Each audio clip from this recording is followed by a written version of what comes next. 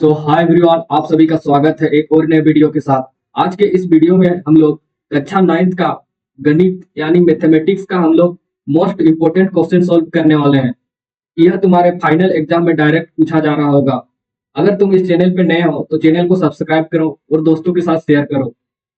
हम लोग यहाँ पे इस चैनल पे हम लोग मिशन 40 आउट ऑफ 40 पे चले हैं, जिसमें हम लोग का टारगेट है कि 40 में से 40 स्कोर करना।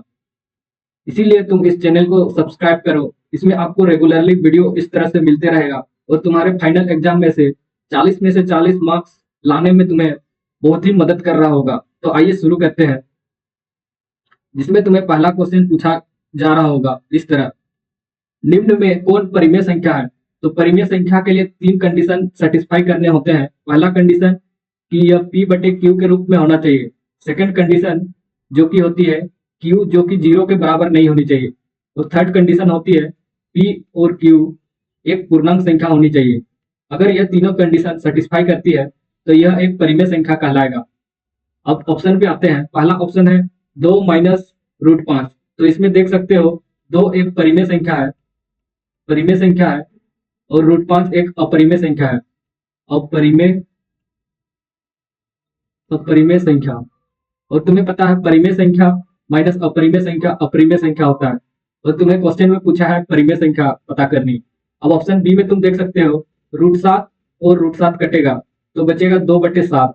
तो 2/7 जो कि p बटे q के रूप में है, और q जो कि 7 0 के बराबर नहीं है, और ये दोनों 2 और 7 पूर्णांक संख्या है। तो यह परिमेय संख्या के तीनों कंडीशन को सेटिस्फाई करती है, इसीलिए ऑप्शन बी एक परिमेय संख्या है। अब आते हैं क्वेश्चन नंबर सेकंड पे, जो कि तुम्हें पूछा गया है शून्य क्या है। तो शून्य ऑप्शन ए है तुम्हें दिया हुआ है परिमेय संख्या, ऑप्शन बी दिया हुआ है तुम्हें अपरिमेय संख्या, ऑप्शन सी है पूर्णांक संख्या, ऑप्शन डी है प्राकृतिक संख्या। तो शून्य एक पूर्ण संख्या है, ऑप्शन सी इसका सही आंसर है। अब आते हैं क्वेश्चन नंबर 3 पे, जो कि तुम्हें दिया है 0.3 का बार। 0.3 का बार का मतलब होता है 0.3333, इस तरह करते करते अनंत तक जा रही है।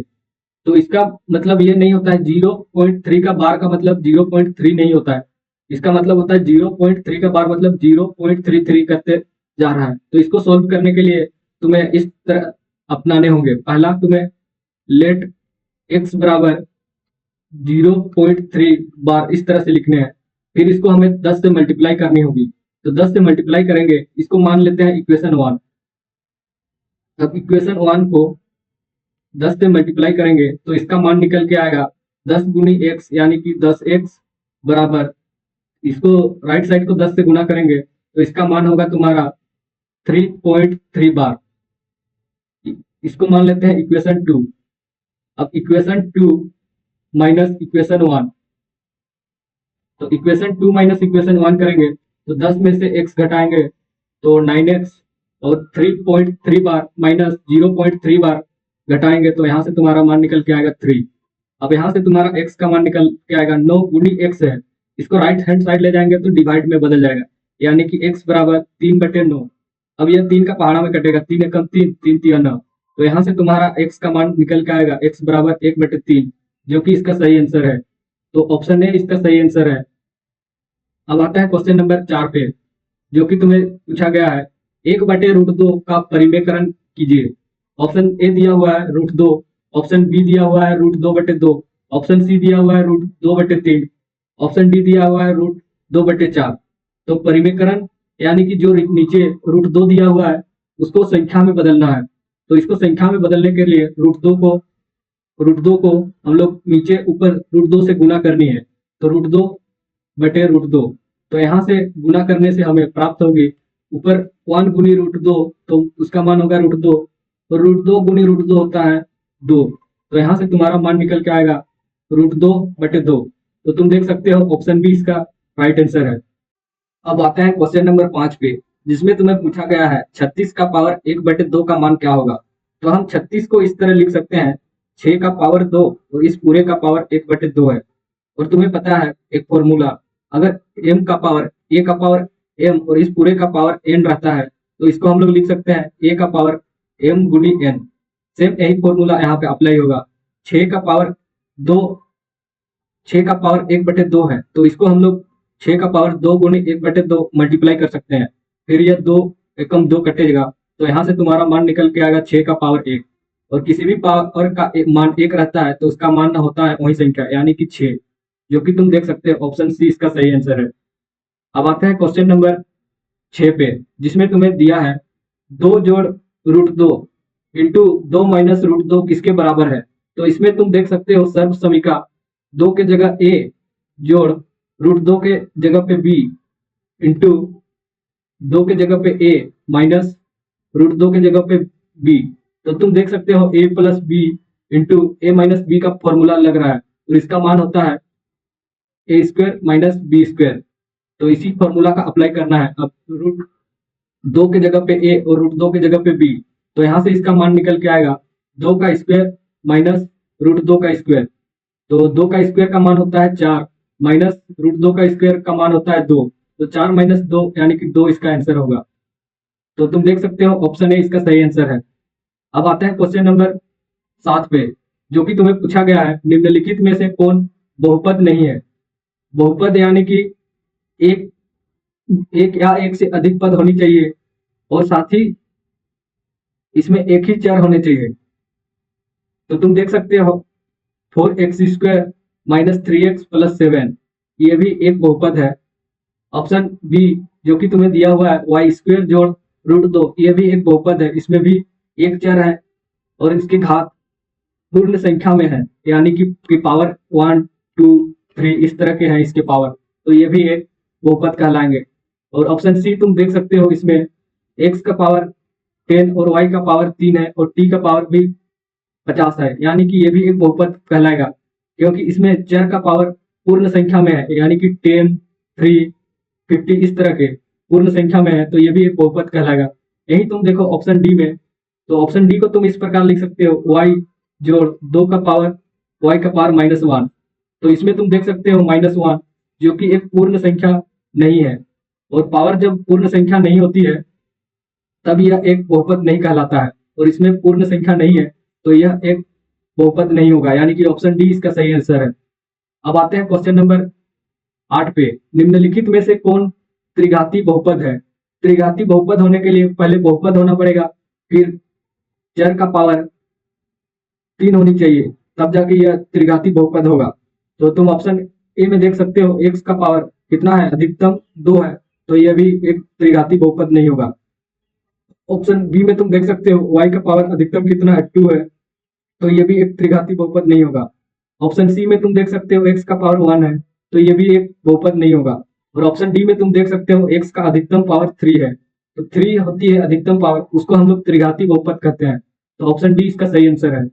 अब आते हैं क्वेश्चन नंबर 9 पे, बहुपद में x² का गुणक क्या है। तो बहुपद 2 प्लस x² प्लस x में x² का गुणक पूछा है, तो x² का गुणक होगा x² के सामने पड़ी जो संख्या है उसको हम लोग इस बहुपद का गुणक कहेंगे।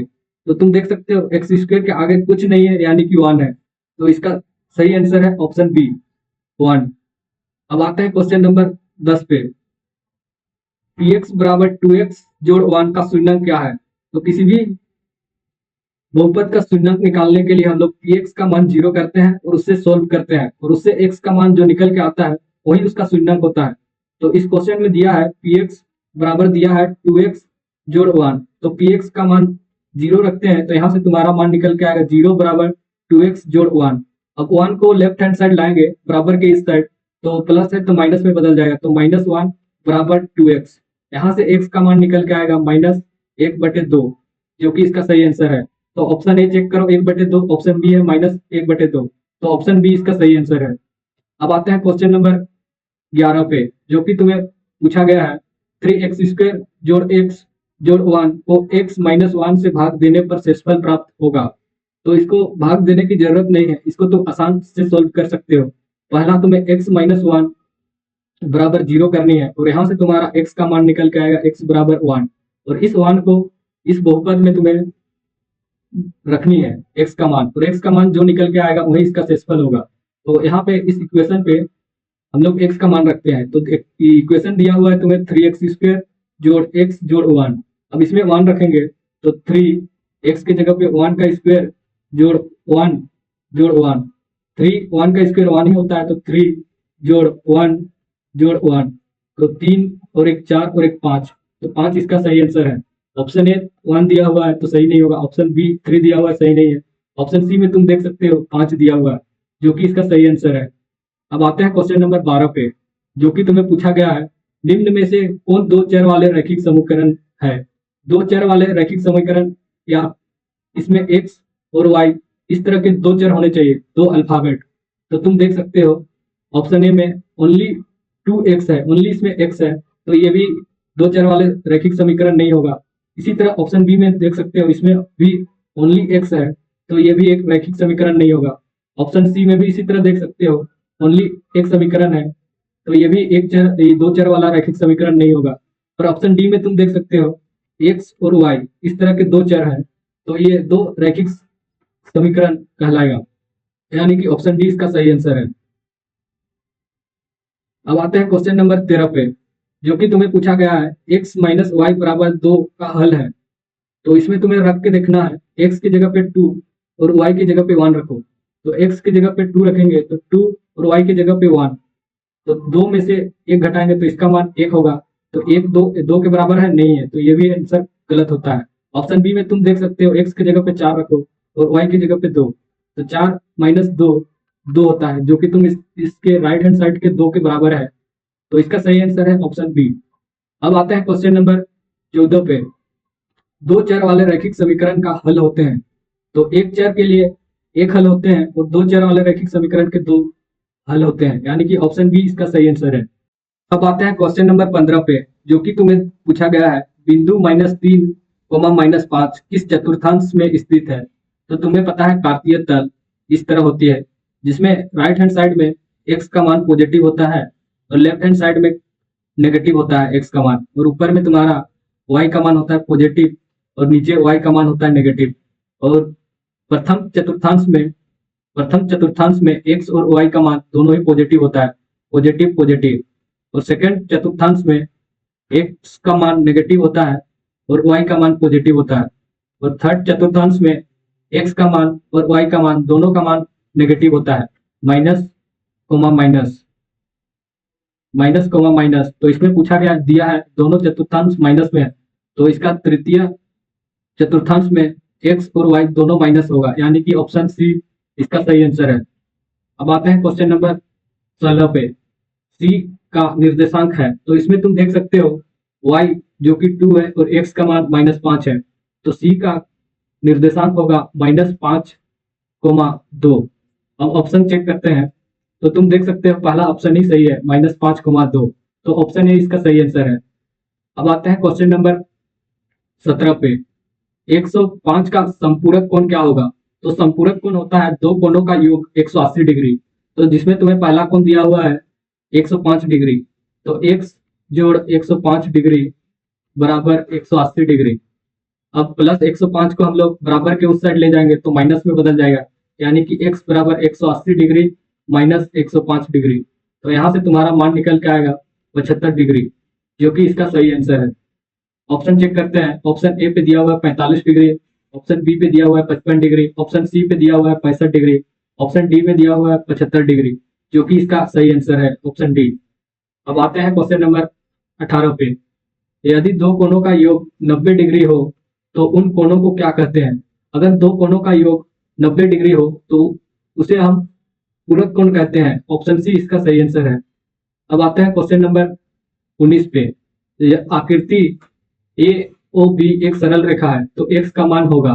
तो तुम देख सकते हो इस लाइन पे x और 82 डिग्री दी गई है, और तुम्हें पता है x प्लस 82 डिग्री बराबर 180 डिग्री रैखिक युग्म में होता है, रैखिक युग्म,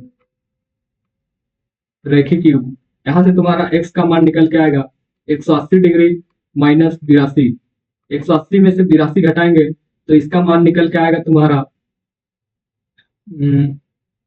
8 7 78 डिग्री, जो कि तुम देख सकते हो 78 डिग्री नहीं नहीं 98 डिग्री, तो ऑप्शन ए इसका सही आंसर है। अब आता है क्वेश्चन नंबर 20 पे, जो कि तुम्हें दिया गया है एक्स का मान क्या होगा। तो इसका तुम डायरेक्ट निकाल सकते हो। इसका फॉर्मूला होता है, परिमेय होता है, अगर किसी त्रिभुज के एक भुजा की किरणें लंबी की जाए तो उसके जो बाह्य एंगल होता है वो अंदर के दोनों एंगल के बराबर, जोड़ का बराबर होती है। तो यहाँ पे तुम देख सकते हो एक्स जो कि किसी एक साइड की को लंबी की हुई है, और इसमें जो कोण बना रहा है एक्स वो अंदर के ऑपोजिट कोणों के जोड़ के बराबर होगा। तो यहाँ से एक्स का मान बराबर होगा 20 डिग्री जोड़ 80 डिग्री, यानी कि 100 डिग्री, जो कि इसका सही आंसर है। तो ऑप्शन चेक करो, ऑप्शन ए पे दिया हुआ है 80 डिग्री, ऑप्शन बी पे दिया हुआ है 120 डिग्री, ऑप्शन सी पे दिया हुआ है 100 डिग्री। तो ऑप्शन सी इसका सही आंसर है, 100 डिग्री। अब आते हैं क्वेश्चन नंबर 21 पे, जिसमें तुम्हें पहला क्वेश्चन पूछा गया है त्रिभुज के तीनों कोणों का योग होता है। तो त्रिभुज के तीनों कोणों का योग होता है 180 डिग्री। अब चेक करते हैं ऑप्शन, ऑप्शन ए दिया हुआ 80 डिग्री, ऑप्शन बी दिया हुआ है 180 डिग्री। तो ऑप्शन बी इसका सही आंसर है। अब आते हैं क्वेश्चन नंबर 22 पे, निम्नलिखित में से कौन त्रिभुज का सर्वांग समता की कसौटी नहीं है। तो सर्वांग समता की कसौटी होता है 3 होता है, टोटल मिला के 4 होता है। तो पहला होता है एस एस एस, दूसरा होता है साइड एंगल साइड, तीसरा होता है एंगल साइड एंगल, और चौथा होता है RHS। तो अब चेक करो इन तीनों के अलावा कौन सी नहीं है। तो तुम देख सकते हो ऑप्शन एस, ये भी है एक सर्वांग समता की कसौटी, ऑप्शन बी ये भी एक सर्वांग समता की कसौटी है, ऑप्शन सी SSA। तो SSA ये नहीं होगा, और तुम्हें पूछा है जो नहीं है उसको। तो ऑप्शन सी इसका सही आंसर है। अब आता है क्वेश्चन नंबर 23 पे, अगर एंगल ए और एंगल पी बराबर है, एंगल बी और एंगल क्यू बराबर है, और ए बी और पी क्यू बराबर है, तो कौन सा सर्वांगसम होगा। तो एंगल ए के सामने पी रखो, एंगल बी के सामने क्यू रखो, और तुम्हें देख सकते हो, और तुम्हें दिया हुआ है पी तो, और सी, तो सी के आगे आर। तो तुम देख सकते हो एंगल त्रिभुज ए बी सी और पी क्यू आर, जो कि सही आंसर है, सर्वांगसम। अब आता है क्वेश्चन नंबर 24 पे, एक चतुर्थांश के तीनों कोणों का योग 110 डिग्री, 82 डिग्री, 68 डिग्री है। तो चौथे कोणों का माप क्या होगा। तो चतुर्थांश में चारों कोणों का योग होता है तुम्हारा 360 डिग्री, और 3 कोण दिया हुआ है। तो जो कोण नहीं दिया हुआ है चतुर्थ कोण, उसको हम लोग एक्स मानते हैं। तो एक्स जोड़ 110 जोड़ 82 जोड़ 68 बराबर होगा 360 डिग्री। इन तीनों को जोड़ेंगे तो इसका मान होगा तुम्हारा 8 2 10, तो 0 1 हासिल, यहाँ पे 8 और 1 9, 9 और 1 10, 6 16 हासिल 1, 1 और 1 2, तो 260, एक्स जोड़ 260 बराबर 360 डिग्री। अब इसको प्लस 260 को हम लोग राइट हैंड साइड ले जाएंगे, तो यहाँ से तुम्हारा एक्स का मान निकल के आएगा 360 माइनस 260। तो यहाँ से तुम्हारा मान निकल के आएगा एक्स बराबर 100 डिग्री, जो कि तुम देख सकते हो ऑप्शन ए इसका सही आंसर है। अब आते हैं क्वेश्चन नंबर 25 पे, एक समांतर चतुर्भुज ए बी सी में एंगल डी बराबर 35 डिग्री है, और एंगल बी का माप क्या होगा। तो एक समांतर चतुर्भुज दी हुई है ए बी सी डी इस तरह, तो तुम्हें दिया हुआ एंगल डी बराबर 135 डिग्री। तो पूछा गया एंगल बी का माप क्या होगा।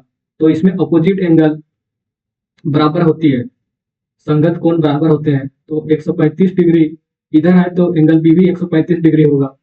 तो देख सकते हो ऑप्शन सी इसका सही आंसर है। अब आते हैं क्वेश्चन नंबर 26 पे, समचतुर्भुज के विकर्ण परस्पर होते हैं, बराबर, समांतर, लंब, इनमें से कोई नहीं। तो विकर्ण जो कि लंब होते हैं, ऑप्शन सी इसका सही आंसर है। अब आते हैं क्वेश्चन नंबर 27 पे, एक ही आधार, एक ही समांतर रेखा के बीच स्थित समांतर चतुर्भुज का क्षेत्रफल क्या होता है। तो इसका सही आंसर है, ऑप्शन ए है बराबर, बड़ा एवं छोटा, ऑप्शन सी आधा, ऑप्शन डी इनमें से कोई नहीं। तो इसका सही आंसर है ऑप्शन ए, बराबर होती है। अब आते हैं क्वेश्चन नंबर 28 पे, यदि समचतुर्भुज के विकर्ण 5 सेंटीमीटर 14 सेंटीमीटर है, तो इसका क्षेत्रफल क्या है। तो समचतुर्भुज समचतुर्भुज समचतुर्भुज का क्षेत्रफल क्षेत्रफल होगा तुम्हारा 1/2 गुणी विकर्ण पहला बिकर गुणित दूसरा बिकर, तो यह 2 कटेगा आपस में, तो 2 सत्ते 14, 7 को 5 से गुना करेंगे तो 7 5 35। तो ऑप्शन ए तुम देख सकते हो इसका सही आंसर है। अब आते हैं क्वेश्चन नंबर 29 पे। एक चक्रीय चतुर्भुज angle A plus angle C बराबर होगा, तो angle A plus angle C बराबर होगा तुम्हारा 90 डिग्री। ऑप्शन बी इसका सही आंसर है। अब आते हैं क्वेश्चन नंबर 30 पे। वृत्त की सबसे बड़ी जीवा क्या होती है? तो वृत्त की सबसे बड़ी जीवा होती है व्यास, जो कि इसका सही आंसर है ऑप्शन बी। अगर वीडियो पसंद आया तो चैनल को सब्सक्राइब करो और दोस्तों के साथ शेयर करो। मिलते हैं एक और नए वीडियो के साथ।